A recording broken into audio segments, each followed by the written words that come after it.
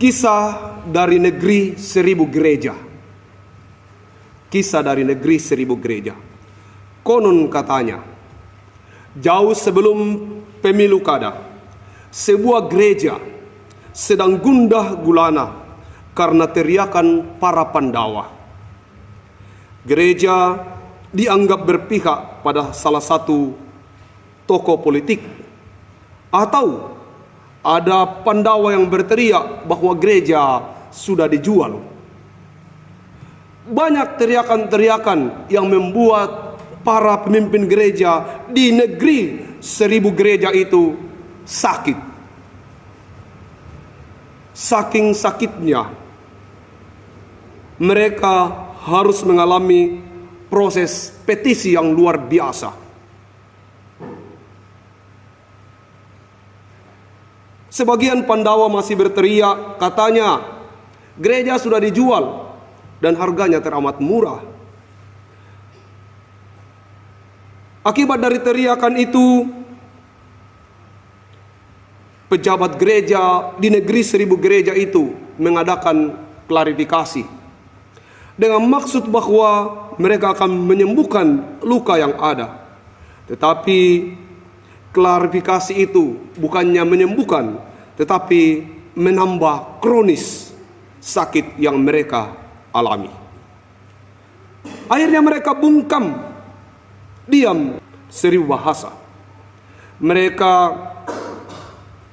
sepertinya mengalami keadaan yang disebut mati suri. Dalam proses rawat jalan, pemilu kada dilaksanakan. Karena sedang sakit, walau di depan matanya dia melihat warganya disuap dengan sesuap nasi, tetapi apa daya, mulutnya terikat perban yang masih berwarna merah oleh darah.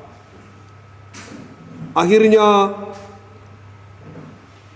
pemilu kada selesai tanpa suara kenabian.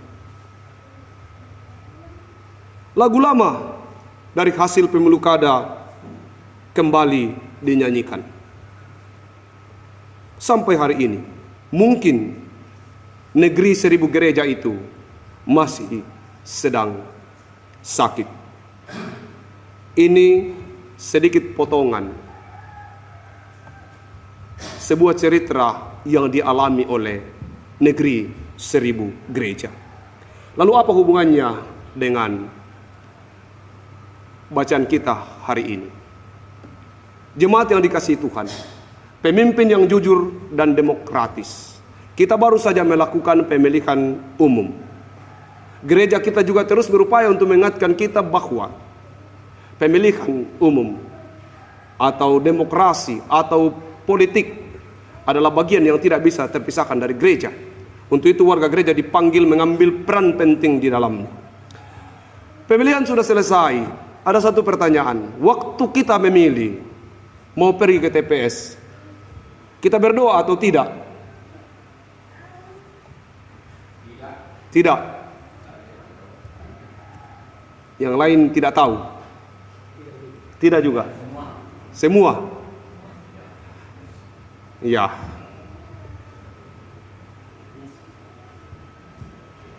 Ya, mau berdoa atau tidak itu kembali ke pribadi kita masing-masing. Kalau ada masalah dalam negeri ini,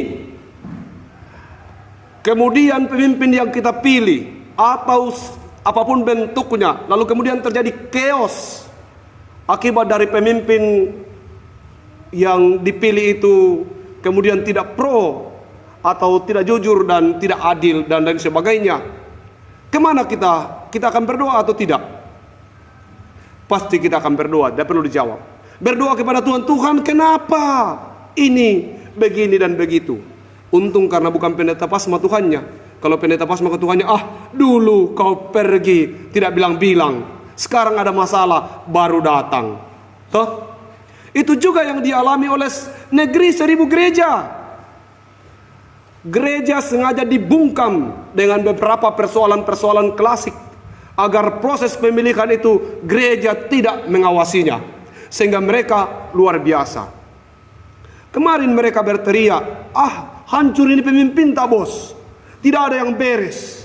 Dari A sampai Z mereka melihat keadaan ini terjadi di negeri kita, tapi mereka tidak punya suara. Selesai pemilihan, yang terpilih adalah mereka yang menyanyikan lagu lama.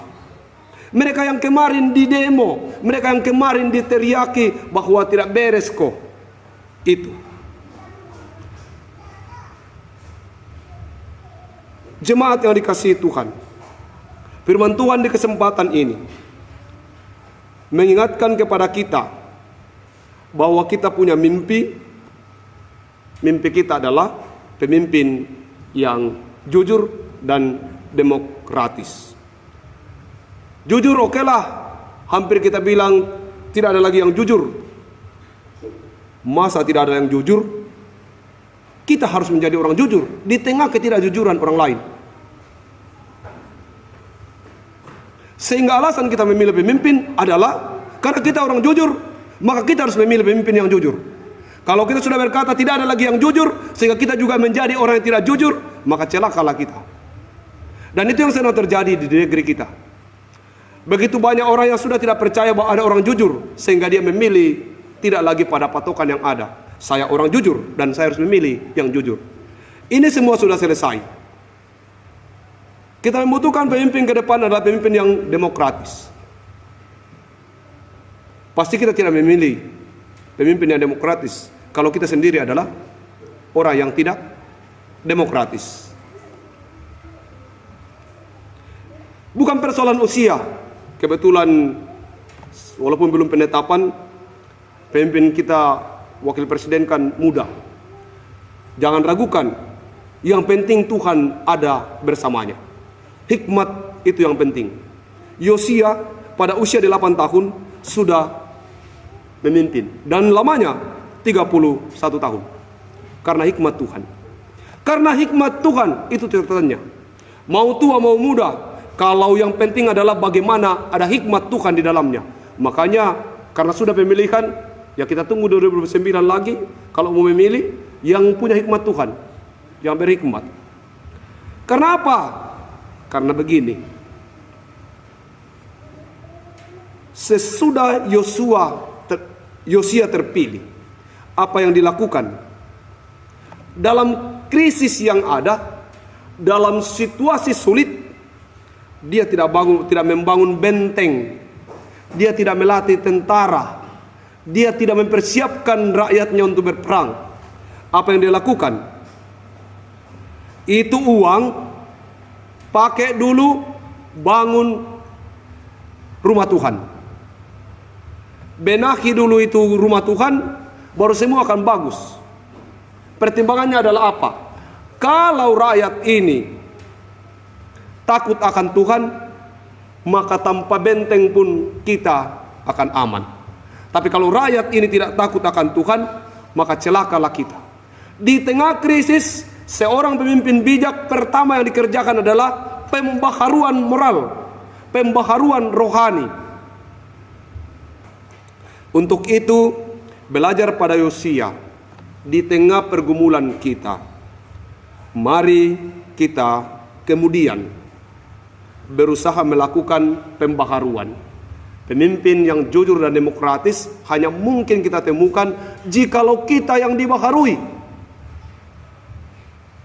Kalau rakyat yang dibaharui, maka kita akan menemukan kelak pemimpin yang jujur dan demokratis. Tapi kalau rakyat tidak ada pembaharuan, maka tidak akan mungkin kita menemukan pemimpin yang jujur dan demokratis. Gereja harus memulai itu. Membangun. Yang pertama dibangun adalah mari kita fokus pada pelayanan rohani kita. Baiklah kita berikan uang yang ada, kata Yosia kepada Imam Hilkiah, bangun dulu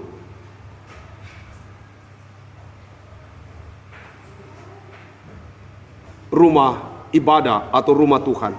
Yang terakhir dari renungan ini, bahwa kemudian di ayat yang ke-7, ini juga menjadi persoalan besar.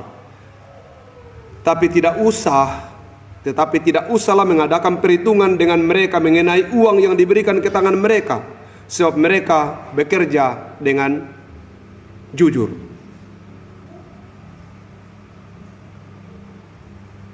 rasa percayalah yang akan membuat sebuah organisasi, sebuah persekutuan berjalan dengan baik. Tapi rasa tidak saling percaya akan membuat segala sesuatunya berjalan tidak baik. Apalagi kalau urusan gereja, mari kita saling mempercayai. Pemimpin gereja haruslah menjadi pemimpin yang jujur, sehingga apapun yang diberikan kepadanya untuk mengelola keuangan gereja, untuk mengelola perjalanan persekutuan atau organisasi ini, kita percaya bahwa mereka akan melakukannya dalam tanggung jawab dengan Tuhan. Kita juga sebagai orang-orang yang dipimpin atau orang-orang yang diayomi, kita yakini bahwa mereka akan melakukan yang terbaik. Dan kita berharap bahwa kita tidak boleh negative thinking kepada siapapun.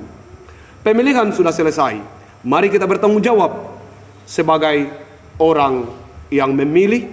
Dan kalau ada di antara kita, saya katakan begitu, yang dipilih, bertanggung jawablah bahwa inilah pilihan orang-orang yang memilih saya, sehingga saya harus bertanggung jawab. Tunjukkan bahwa kita adalah anak-anak Tuhan yang siap dipimpin untuk kebaikan bersama. Tuhan menolong memampukan kita untuk terus berdoa agar pemimpin yang kita pilih adalah pemimpin yang jujur dan demokratis. Amin.